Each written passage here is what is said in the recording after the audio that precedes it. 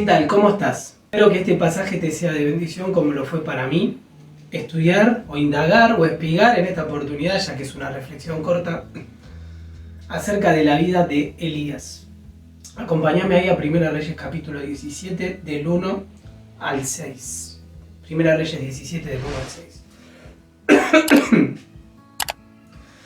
Entonces Elías Tisbita, que era de los moradores de Galaad, dijo acá: vive Jehová Dios de Israel, en cuya presencia estoy, que no habrá lluvia ni rocío en estos años, sino por mi palabra. Y vino a él palabra de Jehová diciéndote: apártate de aquí, vuélvete al oriente y escóndete en el arroyo de Querit, que está frente al Jordán. Beberás del arroyo, y yo he mandado los cuervos que te den allí de comer. Y él fue e hizo conforme a la palabra de Jehová, pues se fue y vivió junto al arroyo de Querit, que está frente al Jordán. Y los cuervos le traían pan y carne por la mañana, y pan y carne por la tarde, y bebía del arroyo. Pasado algunos días se secó el arroyo, porque no había llovido sobre la tierra. Hasta acá nada más con la lectura de la palabra de Dios. Elías. Irrumpe en la historia esta persona, este hombre de Dios. Miren, de Elías no sabemos si hubo un llamado como lo hubo en el apóstol Pablo, donde a plena luz del día, una luz superior a la del día, lo hace derribar del caballo. Y ahí escucha el llamado de Dios. No sabemos si hay un llamado como a Moisés en una zarza, en un arbusto que no se consumía, y ahí escucha el llamado de Dios. O como el profeta Isaías en una visión que tuvo donde entiende el llamado de Dios. En Elías no vemos nada de esto. No sabemos mucho acerca de su pasado. De hecho, las regiones que se dice acá, Galaad, Tisbe, son difíciles de ubicar. No sabemos datos de su familia, ni cómo era su vida. Lo que sí sabemos es que en este momento irrumpe el hombre de Dios. Y déjame ver tres cosas en estos cortos pasajes que hemos leído. En primer lugar, ver acerca de la presencia de Dios, que se veía en Elías. La predisposición de Elías. Y en último lugar, el poder de Dios, que se ve en Elías. En primer lugar, la presencia de Dios. Vive Jehová, en cuya presencia estoy. Había que pararse frente al rey acá. Un rey perverso. El que se llevaba todos los puntos de perversidad, mejor dicho, era su esposa, Jezabel, donde venía de una familia perversa, de un padre perverso. Esos eran los reyes de aquel momento, donde dominaba la corrupción, la idolatría, dioses paganos, la fornicación, porque dedicaban y hacían cualquier culto a estos dioses, ¿sí? Y el paganismo. De hecho, Dios va a meter el dedo en la llaga de lo que ellos creían, y le va a tocar y le va a demostrar que el Dios de la lluvia con minúscula que ellos se creían no podía mandar la lluvia. Por eso le va a tocar ahí en la sequía. Y en el momento que Elías los predispuso, iba a volver.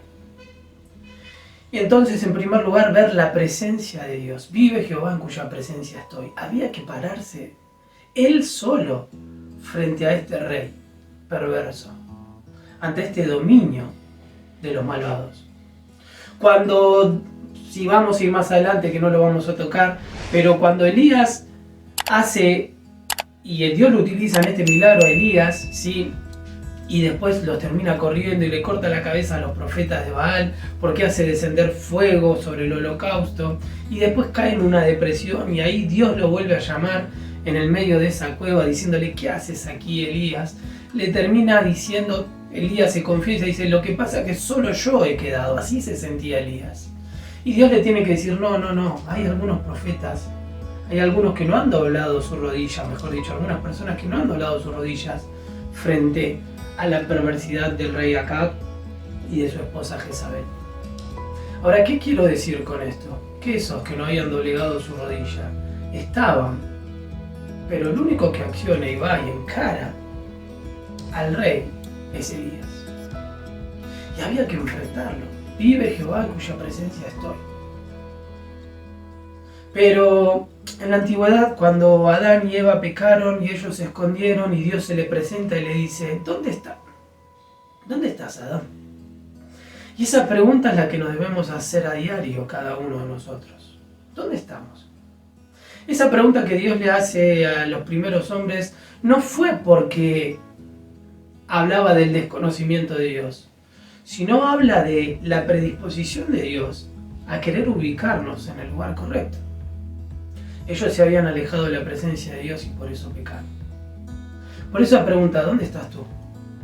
Elías la podía responder. Elías, cuando llega el momento de dificultad, porque al hombre hay que conocerlo en su contexto.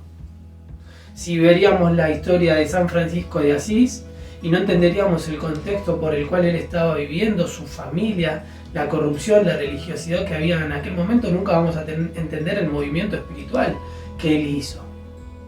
Bueno, Elías hay que entenderlo en su contexto. Un imperio, un dominio plagado de idolatría. Pero aquí se presenta el hombre de Dios. Y Santiago nos da una pista, dice que él oraba. Él oraba. Ya nos da una cualidad de lo que era un poquito antes de que él vaya a enfrentar al rey Acab, que era un hombre que estaba en la presencia de Dios. Pero en segundo lugar, déjame hablar de la predisposición. Una predisposición a su Dios. Porque dice que no solo que él oraba, sino que cuando Dios le vuelve a hablar y le dice, vete al arroyo de Kerit y te diré lo que tienes que hacer, y le dice qué es lo que iba a hacer, él lo obedece. Él lo obedece. Y aquí vemos la obediencia de Elías. El profeta que encara al rey perverso de aquel momento y después de encararlo se tiene que ir solo a vivir un arroyo por un tiempo determinado. Y dice que los cuervos le iban a dar de comer. Y dice que los cuervos le traían pan y carne por la mañana y pan y carne por la tarde, y vivía del arroyo. Y pasados algunos días se secó el arroyo porque no había llovido sobre la tierra. Y ahí empezaba el tema de la sequía. Por eso, en primer lugar, la presencia de Dios. En segundo lugar, la predisposición a obedecer. Pero en tercer lugar, se ve el respaldo de Dios porque empieza el tema de la sequía que había anunciado Dios a través de Elías al rey Acab y a su esposa Jezabel. Miren, recuerdo en la pandemia cuando muchos habían saltado y decían que tenían la cura del COVID.